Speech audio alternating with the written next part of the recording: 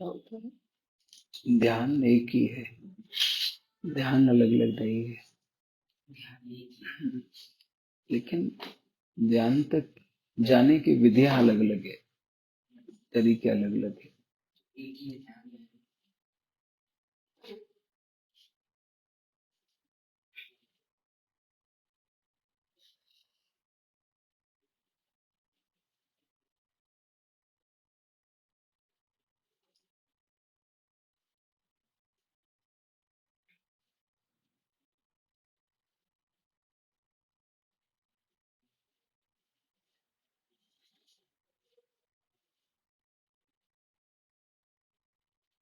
उसको हम अवेयरनेस बोल सकते हैं। जैसे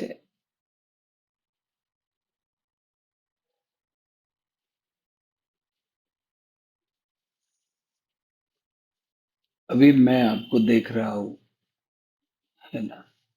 तो वो भी ध्यान से ही हो रहा है, अगर मैं ध्यान नहीं दूं तो।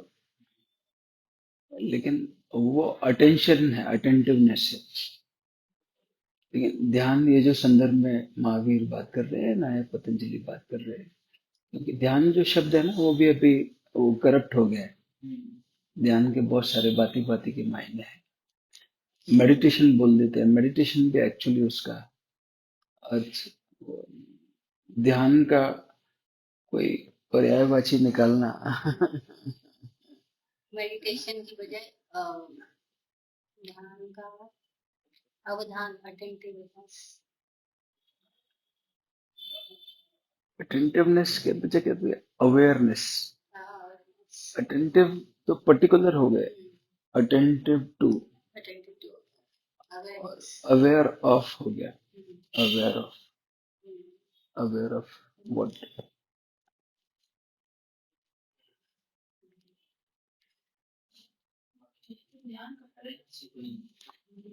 ध्यान का जो जो अर्थ है वो तो ये है कि कुछ भी नहीं करना। कुछ भी नहीं करना मतलब कोई भी तल पे कुछ भी नहीं करना। नहीं, फोकस नहीं है ध्यान। महावीर जब ध्यान बोल रहे हैं अष्टांग मार्ग में, तो वो ध्यान का मतलब फोकस नहीं है। ध्यान का ध्यान का मतलब है होना। ध्यान का अर्थ है सिर्फ होना, सिर्फ ओनली अवेयरनेस। हाँ, वहां पर द्वंद नहीं है कोई, द्वंद नहीं और होना दोनों। तो न तो शरीर से कुछ होना है, शरीर से कुछ नहीं कर रहे, मन से भी कुछ नहीं कर रहे, इमोशनली भावना से भी कुछ नहीं कर रहे। कुछ नहीं करना नहीं आता है हमको, क्योंकि हमको जब से पैदा होते हैं ना, तब से सब कुछ करने की शिक्षा देते हैं। ये जो ब्लैक बोर्ड है ना, ये व्हाइट बोर्ड आपका, वो सब कुछ करने की शिक्षा से भरा हुआ है। कुछ नहीं करना नहीं बताते, कि नहीं करना कठिन हो गया है। हाँ। जैसे बच्चों को बोले, "ए, चुप बैठ जाओ तुम", तो चुप नहीं बैठते। फिर वो जो कह रहे हैं चुप बैठ जाओ, वो भी तो चुप नहीं बैठ रहे, क्योंकि चुप बैठने के लिए भी अगर बोलना पड़े कि चुप बैठ जाओ, फिर तो वो गड़बड़ हो गया ना। चुप बैठ जाओ तो महावीर चुप ही बैठे हैं, कुछ बोल नहीं रहे। कुछ कर रहे हैं क्या? मूर्ति कुछ कर रही है हमारी, वो बैठी है मस्त एकदम। और वो जब बैठे तो कोई और डायमेंशन को छू रहे हैं जीवन के, ऐसा। तो ध्यान का मतलब कुछ भी नहीं करना है, एब्सोल्युटली डूइंग नथिंग।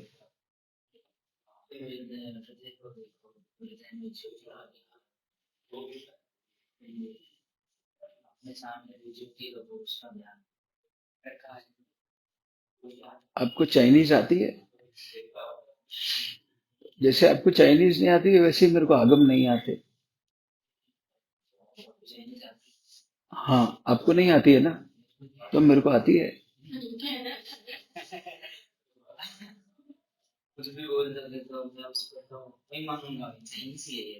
मैं बोलूंगा, आप पूछेंगे इसको क्या बोलते हैं, मैं बोलूंगा इसको बोलते हैं चोइंग शुई। फिर मैं क्या करूंगा, ऐसे सब जैन लोगों को सिखा दूंगा चाइनीज, चोइंग शुई। सबको, पूरी दुनिया भर में जितने भी सब लोग हैं, उनको सिखा दूंगा चोइंग शुई। एक दिन कोई चाइना से आ जाएगा, वो देखेगा ये क्या बोल रहे हैं, तो वो हंसेगा, रोएगा, क्या करेगा। और वो अकेला है, और चुंगशी बोलने वाले हजारों लाखों लोग हैं। तो हमको तो मालूम नहीं है, तो हमको मालूम नहीं है, तो फिर हमको सब मनवाते जाते हैं। सब बोलते हैं मान लो, मान लो।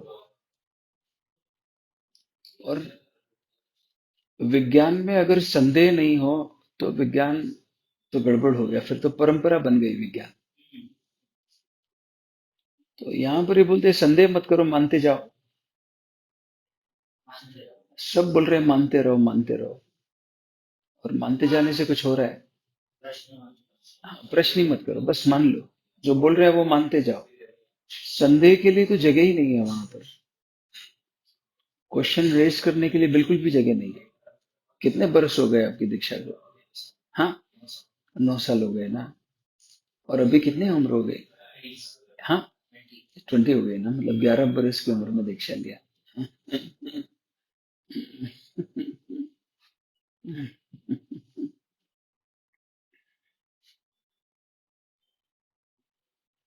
ऐसे पूछे, जब से आपको एक अंडरस्टैंडिंग है जीवन की पैदा होने के बाद में, तो सबसे अच्छा समय था वो कौन सा था? What was the best time?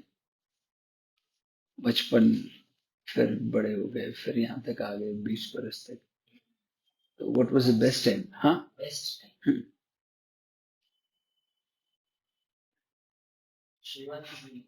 बचपन। बचपन मजेदार था।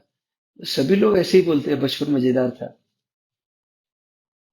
इसका मतलब क्या है, अभी के कंपैरिजन में बचपन बहुत मजेदार था। और बचपन क्यों मजेदार था? क्योंकि बचपन में हमारे ऊपर मान्यताएं नहीं थी, कम मान्यताएं थी। और जैसे जैसे हम बड़े होते गए, वैसे वैसे मान्यताएं हमारे ऊपर बढ़ती गई। जैसे जैसे मान्यताएं बढ़ती गई, वैसे वैसे हमारी मौज कम होती गई। और मान्यताएं बढ़ती जा रही है, तो मौज कम हो रही है कि बढ़ रही है? और अगर यही स्थिति रहेगी, तो आने वाले टाइम में वो मान्यताएं बढ़ेंगी कि कम होने वाली है? वही बात है ना। तो बढ़ेंगी तो जीवन में मौज होगी क्या? अभी एक हमारे फ्रेंड है, वो कुछ,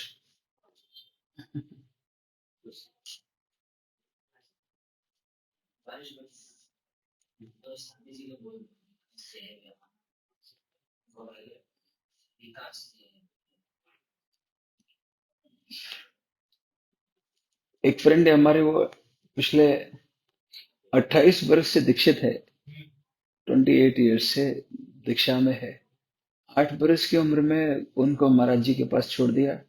10 साल की उम्र में दीक्षा हो गई, अभी 38 बरस के है ना। और वो 28 बरस वहां से बिताने के बाद में छोड़कर आ गए। कुछ दिन पहले हमारे पास में आए वो सीधे।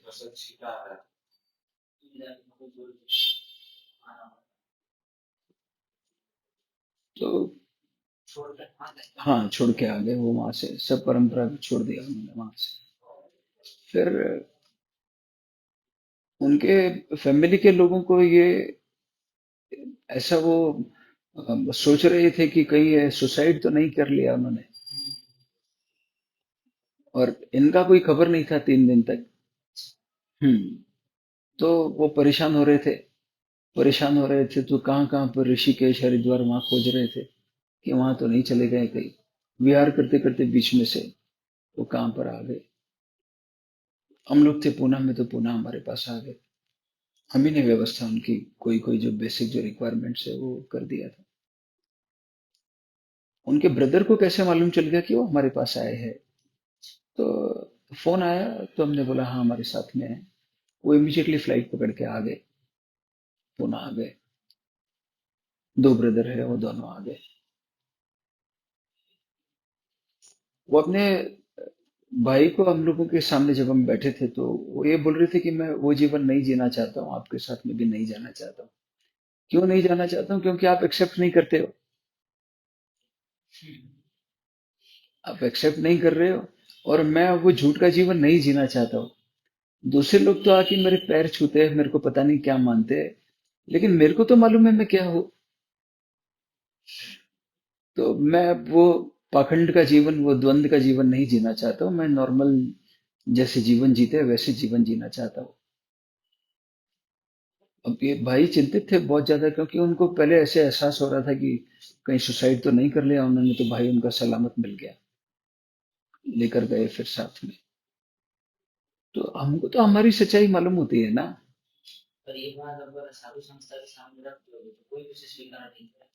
कौन नहीं स्वीकार करेंगे? तो झूठ, ये तो साधु की संस्था होती ही नहीं है। पहले तो एक गड़बड़ हो गया है ना। साधु तो वो है जो स्वतंत्र हो गया है, जो अकेला हो गया है। ये साधु की संस्था ही तो करप्शन फैलाने के सब अड्डे है। वहीं पे तो सब करप्शन फैल रहे हैं, और अंधे अंधों को रास्ता दिखा रहे हैं। कोई किताब पढ़ने से थोड़ा ना कोई वो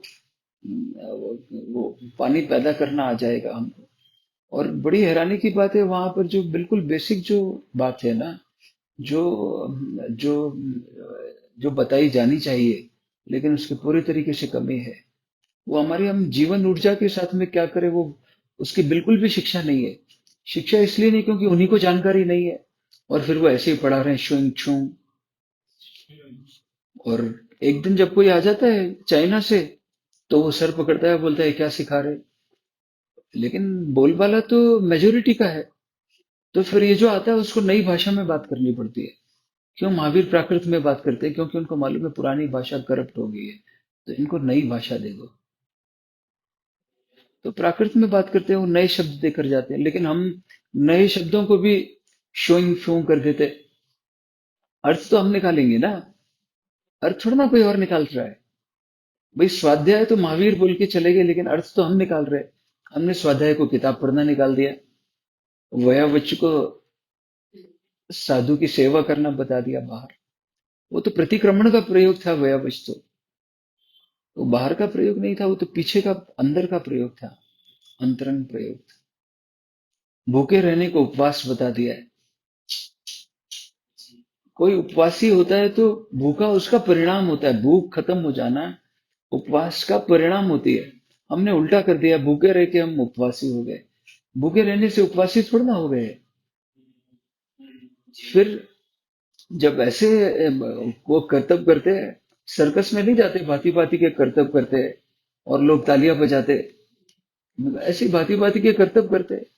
120 उपवास, 125 उपवास। हम बॉम्बे में थे, हमारे एक फ्रेंड के यहाँ पर कोई लोग मिलने के लिए आए हुए थे। वो बोले आपको उधर लेकर चलेंगे, एक महाराज जी को मिलवाना है। अब क्यों मिलवाना चाहते हैं उनसे, महाराज जी से? नहीं नहीं, वो बहुत तपस्वी महाराज है।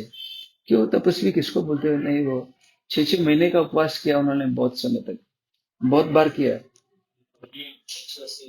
हाँ, 180 उपवास वो भी उन्होंने, हाँ 5 6 बार किया है।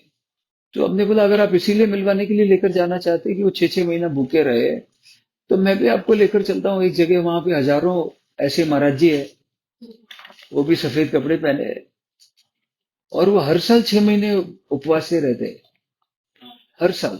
एंटार्क्टिका है ना, वहां पे व्हाइट पोलर बियर्स होते हैं। ये 8 महीने भूखे रहते हैं।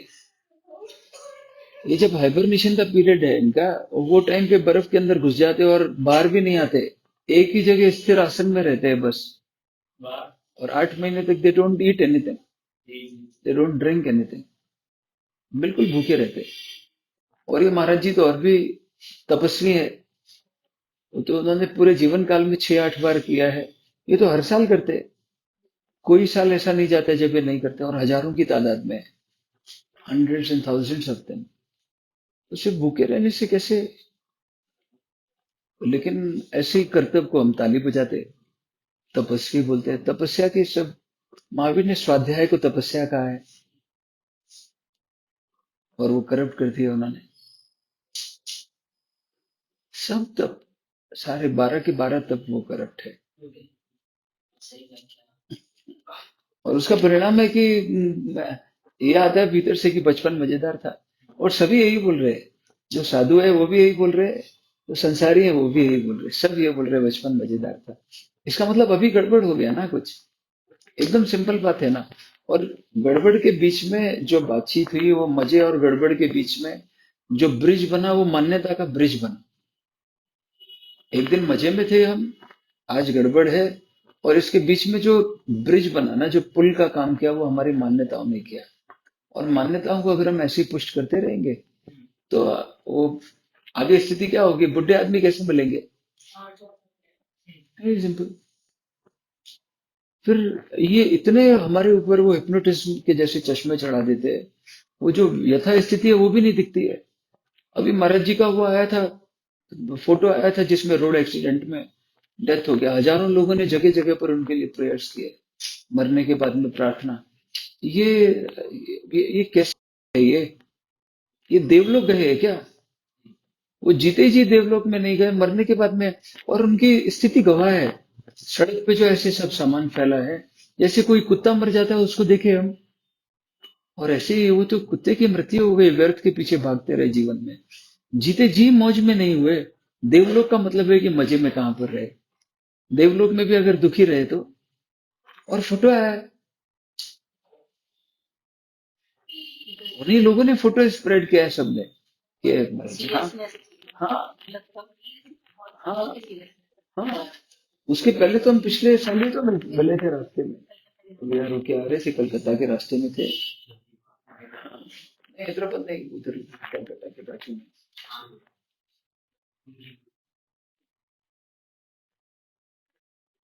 तो व्यर्थ हो गया ना। कुत्ते की मौत का मतलब क्या मतलब है? ऐसे ही झूठा छूटा का है। झूठा का मतलब है कि महावीर ने कुछ बोला है, तो वो महावीर के अनुभव से है। हमारे लिए तो झूठा हो गया, हमको अपना पैदा करना पड़ेगा। कुछ भी व्यर्थ के पीछे भागते रहे। अभी कुत्ते को हमारे कार से क्या लेना देना है? उसको कोई अर्थ है क्या? लेकिन पीछे पीछे भागता है, दौड़ लगा के भौंकता जाता है। हम हैदराबाद में वहां पर ये वाटिका में थे, कुशल वाटिका में, दादावाड़ी के बाजू में जो वहां कुत्ते थे, रात को लेट आते थे, हम 1 बजे 2 बजे कहाँ कहाँ पर जाना आना होता था। फिर कुत्ते आ जाते पीछे पीछे। अभी उनको क्या मतलब है हमसे? उधर गए हैदराबाद में, ये बोला महाराज जी को मिल लो, अभी हमको कोई अर्थ ही नहीं है। उन्होंने बोला हम मिलने को भी आ गए, हमारा तो कोई रस नहीं है। बोलते सर नीचे करो, वो डालेंगे, वो ऐसे फिर डालेंगे 4 4 बार। फिर बहुत लोग थे, हमने बोला क्या अभी बुजुर्ग महिला है, उनसे क्या माता पची करना है, निकल आए 2 मिनट में, क्या करना। लेकिन क्या अर्थ क्या है? अगर ऐसे ही वो व्यर्थ मृत्यु हो जाती है, और उसको फिर बढ़ा चढ़ा के क्या क्या आडंबर कर देते हैं ना, उसका इतना सब वो कर देते हैं, वो मालूम ही नहीं चलता है।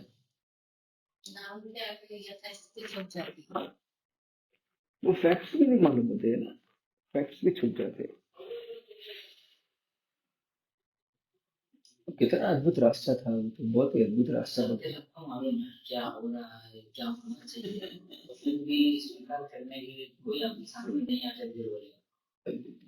मैं जब बोलना शुरू किया, उसके बाद में कोई कोई लोग आते थे, बोलते थे ये महाराज जी से मिलना है, ये महाराज जी से मिलना है। तो ऐसे चाह रहता था कि हाँ मिलते हैं, देखते हैं, कोई तो ऐसे नजर आएंगे जो। फिर जैसे जैसे समय बीतता जा रहा है, वो चाह भी खत्म होता जा रहा है, क्योंकि मालूम है यहाँ पर जाएंगे, ये थोड़ा देर कुछ बातचीत करेंगे और फिर वही चिकने खड़े हैं, फिर वापस वही उसी में रच बस जाएंगे। लेकिन फिर भी मालूम नहीं, कोई क्या पता कोई वैभवश्री के जैसे निकल आए, सांस ले ले, मालूम नहीं है ना। इसीलिए हम भी ठीक है जाते हैं, गप्पे क्यों लगाएंगे, सांस ही लगाएंगे जा जाके गप्पे।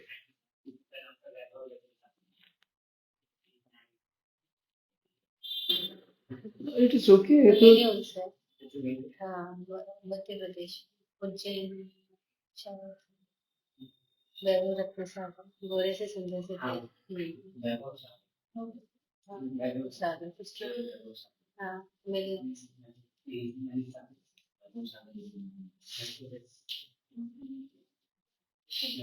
हमारे फ्रेंड उधर रायपुर के पास में है ना, वो बोलते थे कि उनसे मिलेंगे गया कभी। मनीष सागर और क्या नाम है उनके, मनीष सागर जी से आपको मिलवाना। तो दो तीन बार ऐसी परिस्थिति हुई, फिर हम लोग मिल नहीं पाए, कोई कोई कारण हो गया। फिर एक बार वही वहां पर उनके गांव में महासमुंद में वो गए उधर विचरण करते हुए, दो तीन दिन का उधर प्रवास होता उनका। तो ये जो फ्रेंड है हमारे, वो भी बहुत बहुत बहुत मजेदार है, उधर ही रहते हैं महासमुंद में। तो ये महाराज जी को उन्होंने पूछा, महाराज जी मैं ये जानकारी करना चाहता हूँ, मेरा ये आप आप ये बता सकते हैं कि आप अपनी एनर्जीज को चैनलाइज करने के लिए क्या करते हैं और आप अपने शिष्यों को क्या बोलते हैं? तो बोलते नहीं, हम इनको काम में बिजी रखते हैं पूरा टाइम, ये करो वो करो वो करो वो करो, ये सब करो।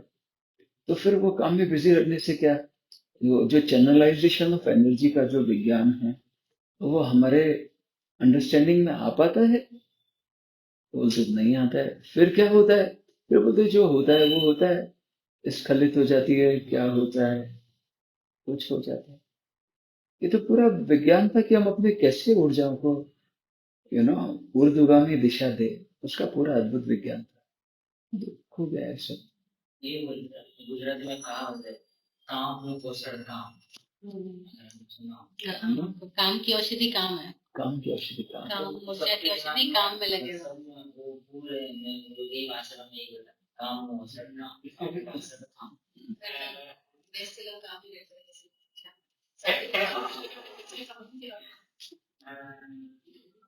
भगवान के ऊर्जा मार्ग का जो था या फिर अभी भी है, वो क्या लुप्त हो गया? जैन लोगों के बीच में से तो लुप्त ही है। ऑलमोस्ट कैसे स्मार्ट दिख रही हैं आप तो। हाँ, इसलिए हमने बुलाया आपको इधर सिटी में जाने के लिए। स्मार्ट मुझे आती है।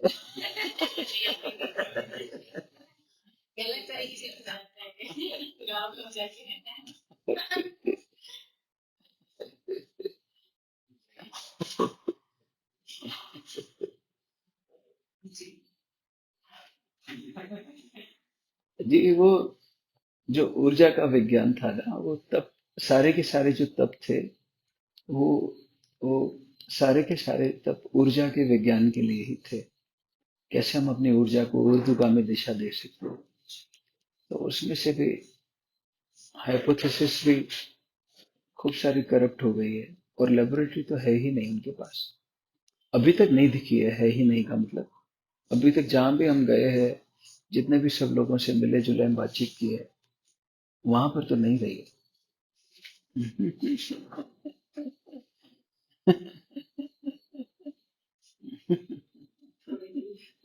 हाँ, थोड़ा दिन ध्यान रखना पड़ेगा, बैठने का ऑपरेशन हुआ है ना। उन्होंने लेप्रोस्कोपिक ऑपरेशन किया है, जो दूरबीन से करते हैं वो वाला किया है। तो पूरा स्पाइनल कॉर्ड को कट किया उन्होंने। अच्छा, स्क्रू बिठाया।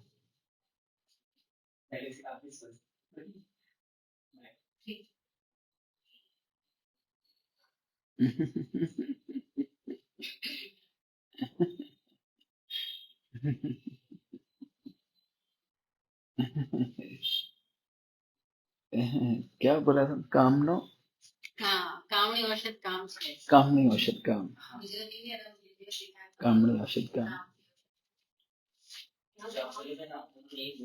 हम्म? क्या करते आप, काम बिजी रखते तो कुछ नहीं।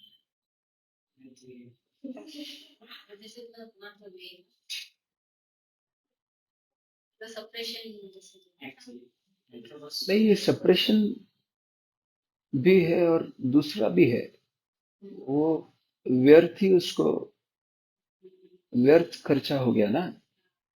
ये कोई पैसा कमाए और व्यर्थ ही उसको खर्च कर दे, तो उसका कोई अर्थ नहीं है ना।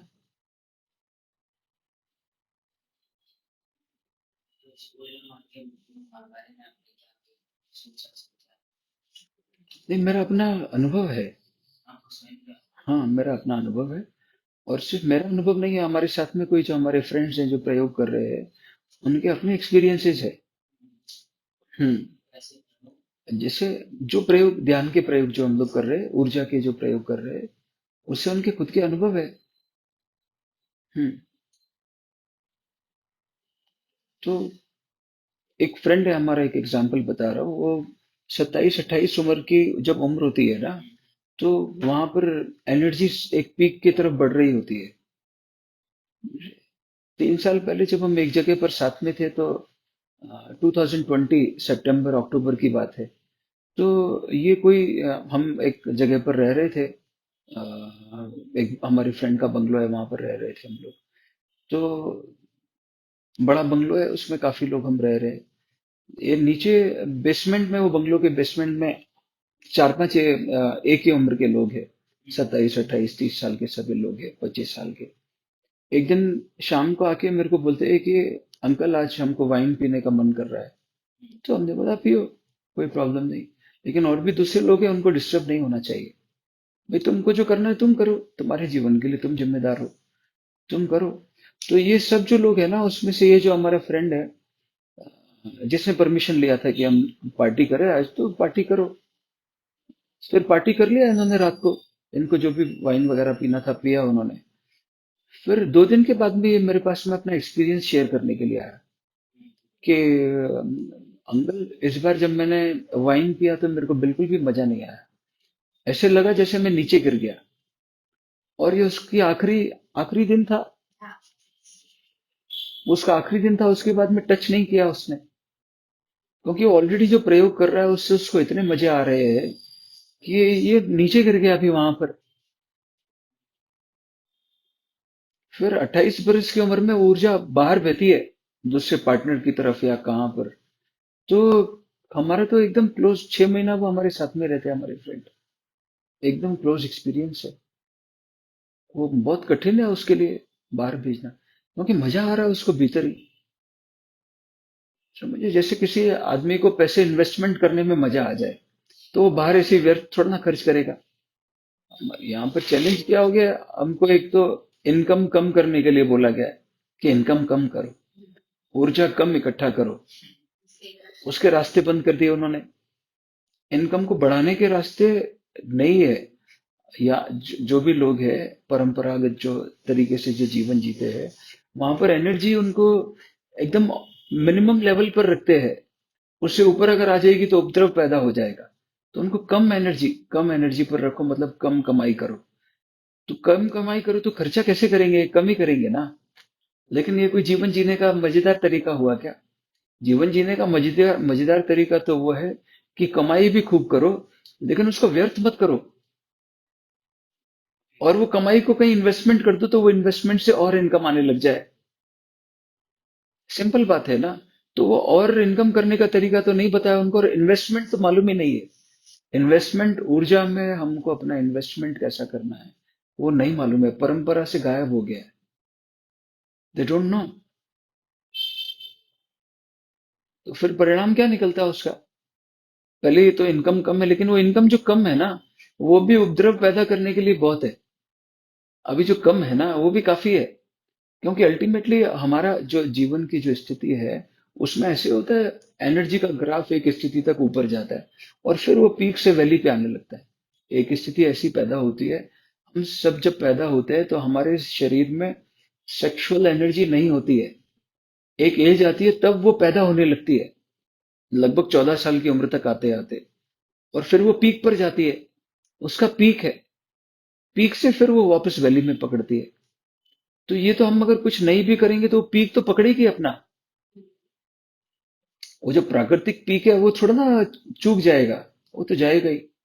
लेकिन उसके लिए कोई प्रयोग नहीं है, किसी भी तरीके का प्रयोग नहीं है।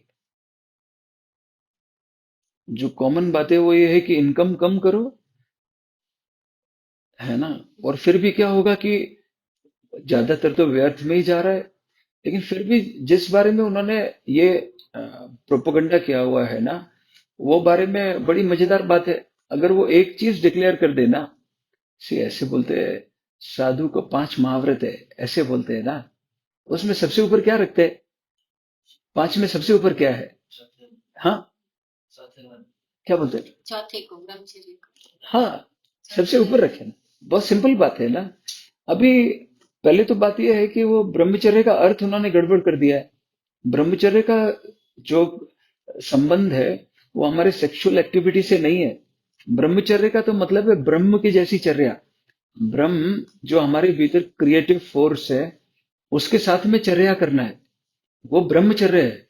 लेकिन जैसी कोई ब्रह्मचर्य जो क्रिएटिव फोर्स में जिसका एनर्जी जाने लग जाएगा, उसका सेक्सुअल रूट से एनर्जी जाना अपने आप ही बंद हो जाएगा, व्यर्थ हो गया। क्योंकि अब तो वो रूट जो है वो तो खुला नहीं, जो ब्रह्मचर्य का रूट है वो नहीं खुला है, लेकिन रास्ता बंद कर दिया उन्होंने।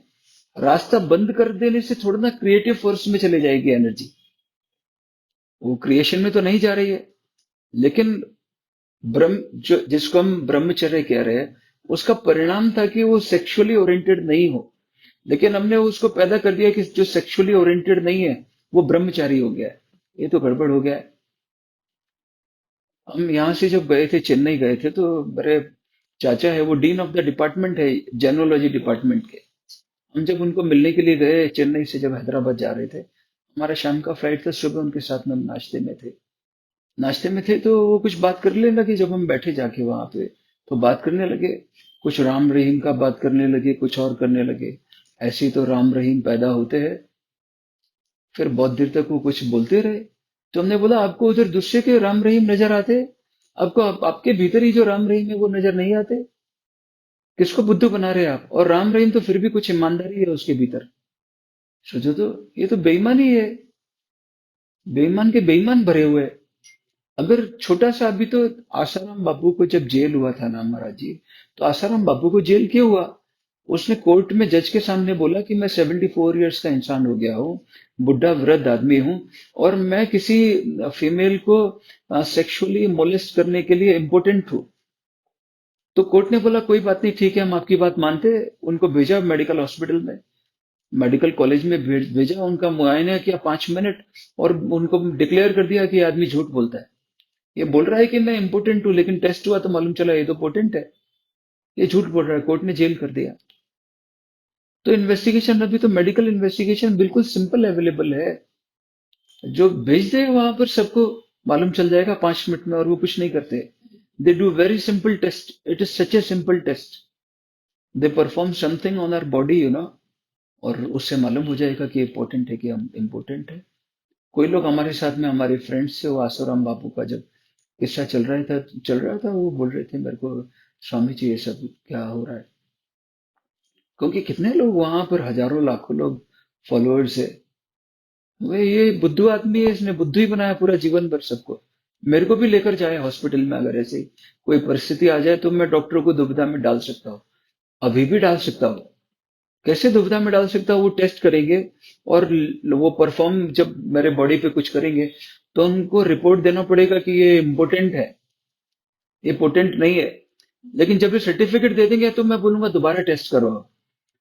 अब ये दुविधा में आ जाएंगे, ये बोलेंगे गड़बड़ हो गया, हमने सर्टिफिकेट गड़बड़ दे दिया। नहीं, तुमने सर्टिफिकेट नहीं दिया है, ये तो मैंने बनवाया है सर्टिफिकेट, मैं चाहूं जैसा बनवा सकता हूँ।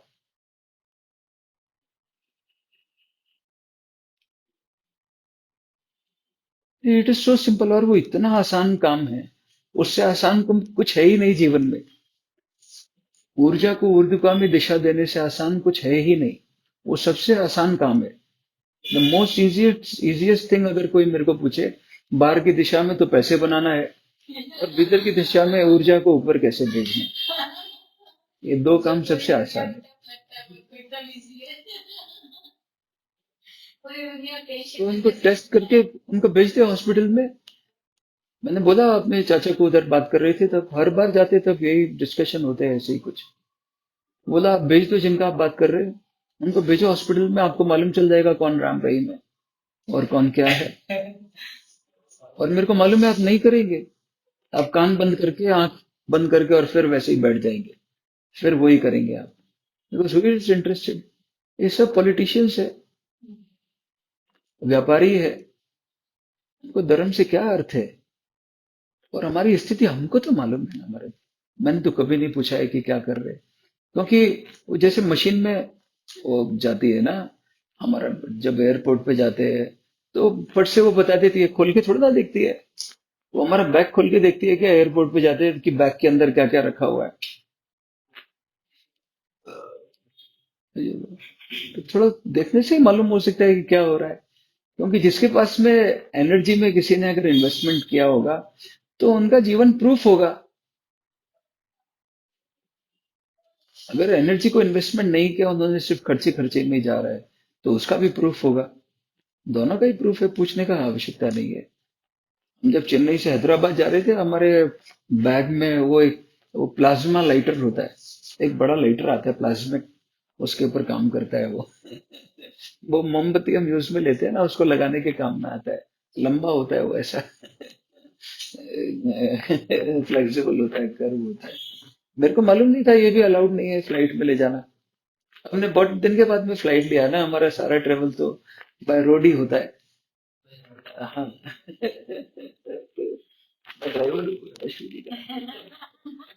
ड्राइवर अपॉइंट किया मेरे को। 3 साल से नौकरी कर रहा हूँ, उनके चार मेरे साल driver, not the car driver. से। Although you are driving the car, but you are my driver. I appoint you as my driver. हम तो बोर्डिंग गेट पे चले गए थे उधर अंदर। उधर एयर इंडिया से फोन आया कि सर आपके बैग में कुछ अनऑथराइज्ड सब्सटेंस है। I said what is it. तो आजकल उन्होंने बड़ा मजेदार कर दिया वहां पर, क्या वो बैग तक नहीं लेकर गए मेरे को। अच्छा। वो उन्होंने जहां पर मेरे को लेकर गए ना, वहां उन्होंने बड़ा रूम में कैमरा लगाया हुआ है। अच्छा। उनके पास में भी कैमरा है और बड़ी स्क्रीन है। और ओके। जहाँ पे बैग रखा हुआ है वहां पे भी कैमरा और स्क्रीन है। अच्छा अच्छा, दोनों की स्क्रीन, हाँ, अब स्क्रीन से ही बात करो। मैं स्क्रीन से ही ठीक है। बात कर रहा था। हाँ, तो वो नंबर था ना, उसमें लॉक था। हाँ हाँ। नंबर लॉक था ना बैग में, सिल्वर वाले बैग में नंबर लॉक था। तो उन्होंने मेरे को नंबर पूछा, मैंने बोला 318 है। आप खोल लीजिए। खोला उन्होंने मेरे सामने। फिर बोला सर उसके अंदर क्या ऑब्जेक्शनेबल है। हाँ। ऐसे मेरे को तो समझ नहीं आ रहा है क्या ऑब्जेक्शनेबल। कोई लाइटर है क्या। मैंने बोला हाँ लाइटर है। वो बड़ा वाला जो लाइटर था ना अपना, ये वाला। तो इतना बड़ा लाइटर था, बहुत मजेदार था। कीमती था काफी। लेकिन इतनी हैरानी की बात है, एक वो बड़ा वाला लाइटर तो उन्होंने पकड़ लिया, छोटा वाला भी था उसमें। वो उनको मालूम ही नहीं चला। फिर उसको उन्होंने अलाउ कर दिया और वो तो आ गया हमारे साथ में। तो वो कैसे देखा एक्सरे। उसने थोड़ा ना कोई बैग खोल के देखा अंदर झांक झांक के। उसने बिना बैग खोले हुए अंदर झांक लिया।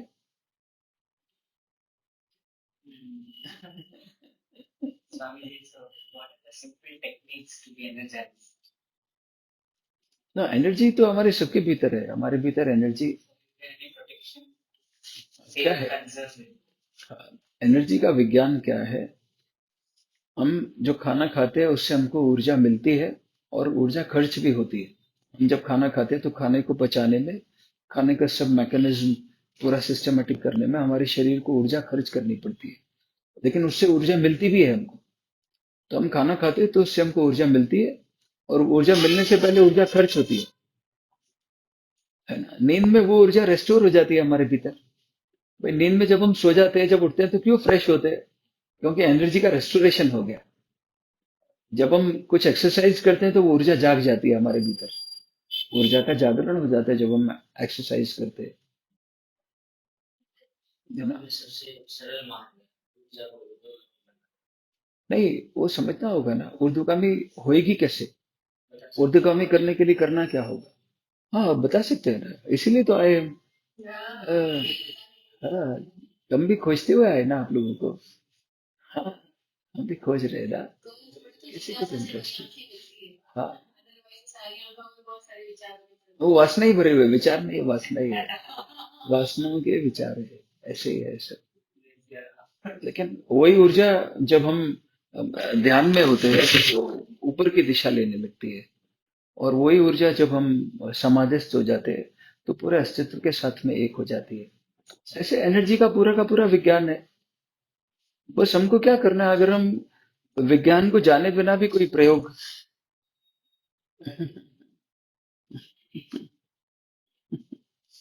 प्रयोग की बात है। और प्रयोग ये बहुत सारे अवेलेबल है। और मजेदार बात यह है कि अभी हमारे पास में एज इट इज अवेलेबल है। करप्ट नहीं हुए। कैसे महावीर की सामायिक को हमने करप्ट किया होगा अब तो समझ में आ सकता है हमको।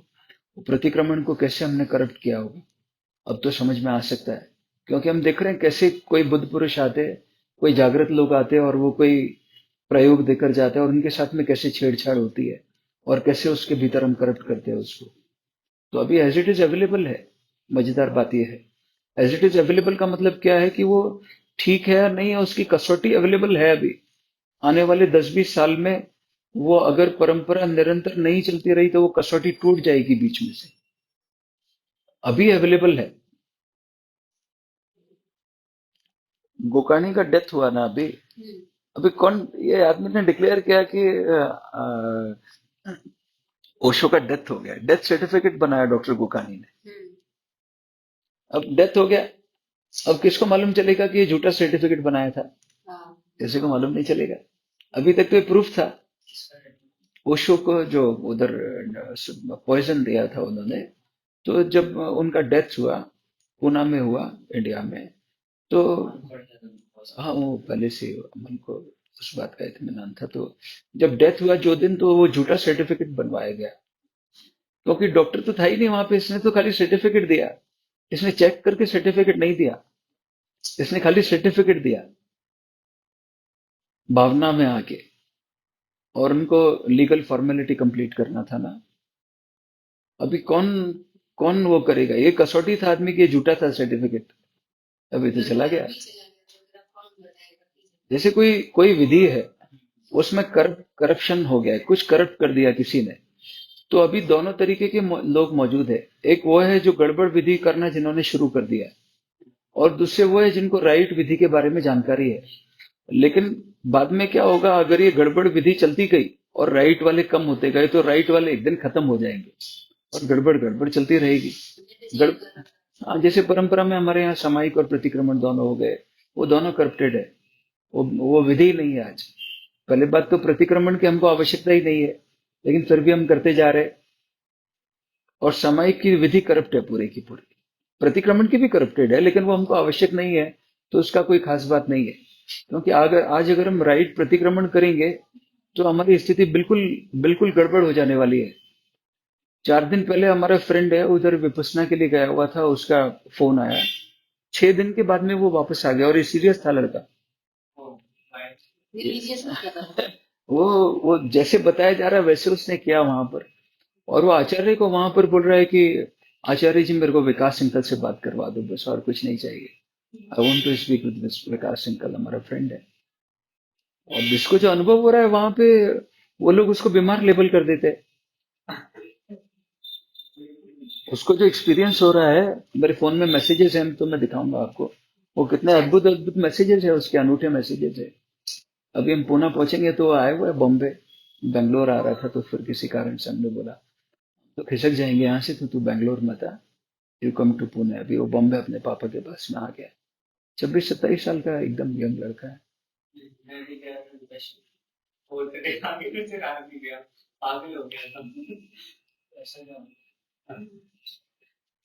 क्या होता है जब एनर्जी, हम क्या कर रहे हैं विपස්සना में जब जाते हैं, तो बाहर जाने के रास्ते हमने कम कर दिए, और कोई कोई रास्ते बंद कर दिए एक पर्टिकुलर टाइम पीरियड के लिए।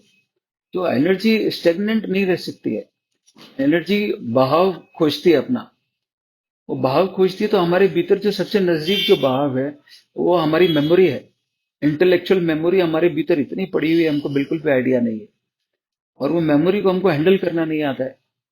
अब भी हमको वो बात परेशान करती है, बचपन में किसी ने क्या बोला था, कल किसी ने क्या बोला था हमारे बारे में, वो अभी भी परेशान करता है। तो वो एनर्जी, वो मेमोरी को यूज में लेना नहीं आता हमको। और बजाय हम उसको यूज में ले, मेमोरी हमको यूज में लेते रहते।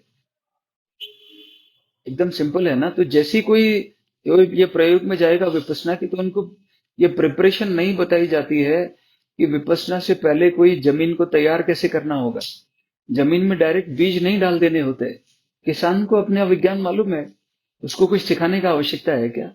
किसान बीज डालने से पहले जमीन को तैयार करता है, मिट्टी को तैयार करता है, पानी डालता है, उसमें बहुत सारी बातों का ख्याल रखता है वो। जब वो जमीन प्रिपेयर हो जाती है तब वो उसमें बीज डालता है। अगर ऐसे ही वो बीज डाल देगा, तो पहले से जो कुछ भी उगे हुए हैं, जंगली तत्व उगे हुए हैं, खरपतवार उगे हुए हैं, जंगली घास उगे हुए हैं, उसके भीतर अगर ये बीज डाल देगा तो उसका क्या परिणाम होगा? वो बीज या तो करप्ट हो जाएगा, खराब हो जाएगा, या अगर वो आ जाएगा तो उसके भीतर जंगली भी कोई तत्व शामिल हो जाएंगे, साथ में मिल जाएंगे। ऐसा ही है ना? तो ऐसा ही होता है। उनको प्रिपरेशन नहीं बताया जाता है। जब विपස්සना में जाते हैं तो उनको प्रिपरेशन नहीं बताया जाता है कि ये जमीन को तैयार कैसे करना है। फिर कोई थोड़े से लोग होते हैं जो सीरियस है, और जो जो भी सीरियस लोग जाएंगे वहां पर उनको कोई ना कोई इशू होएगा ही, एसेंशियली होएगा।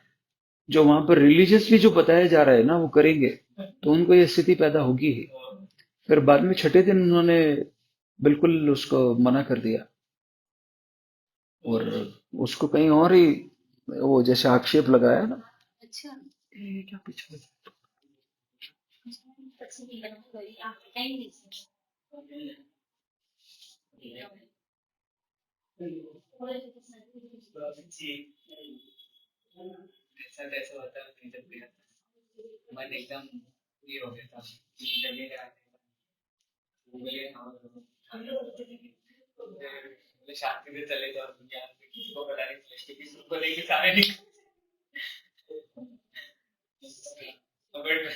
बहुत सारे केसेस है।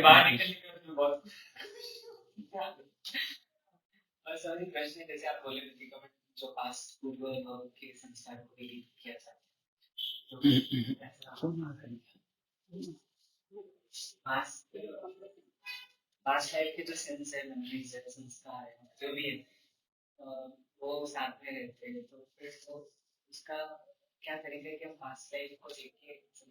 जरूरत ही नहीं है ना, पास्ट लाइफ में जाने का जरूरत क्यों है? ये जीवन के दुख कम है अभी।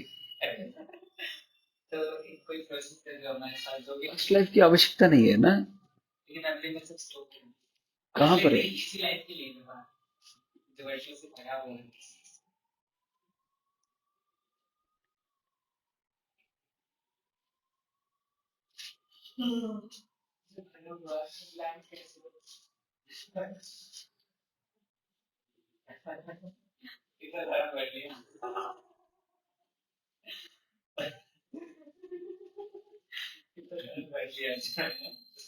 पास्ट लाइफ में जाने का जरूरत नहीं है ना, हमारे ये जीवन के दुख बहुत है, उनसे अगर हम जाग जाए।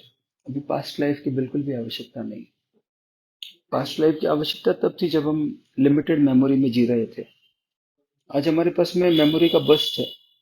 अमेरिका में क्या हो रहा है ये क्षण में मालूम चलता है हमको। पूरी दुनिया भर में कहां पर क्या क्या हो रहा है अभी एक क्षण में हमको यहाँ जानकारी हो जाती है। अब उसकी जरूरत है क्या? भाई ट्रम्प को गोली मार दिया किसी ने, उससे क्या फर्क पड़ेगा हमारे जीवन में?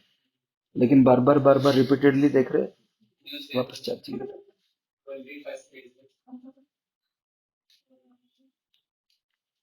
भाई कोई चाइना में क्या कर रहा है उससे हमको क्या फर्क होएगा? कोई रशिया में क्या कर रहा है, यूक्रेन रशिया लड़ रहे हैं, उससे हमको क्या फर्क निकलेगा? लेकिन फिर भी वो बार बार।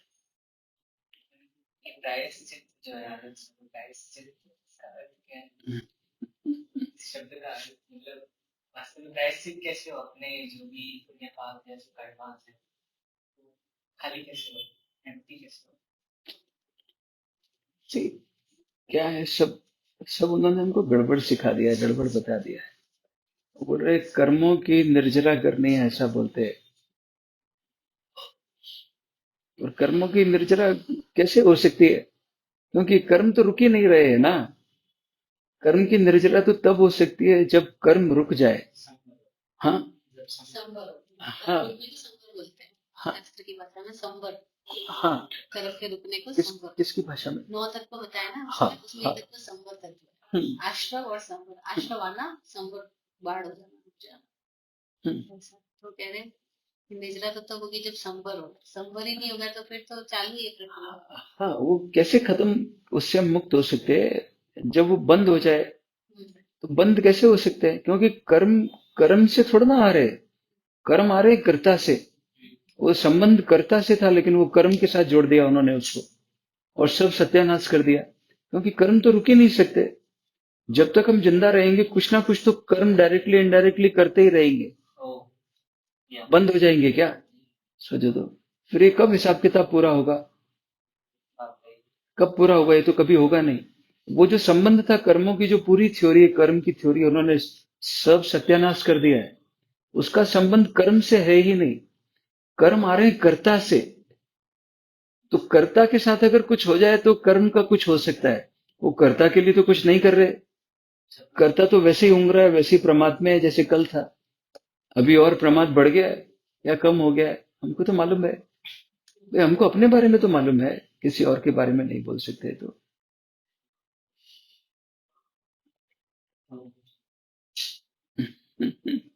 इसका सबसे सिंपल कोई प्रयोग करने ही होंगे, एसेंशियली करने होंगे। अगर नहीं करेंगे तो वापस फोन बज रहा है। उधर ही उठा लेना, किसका है?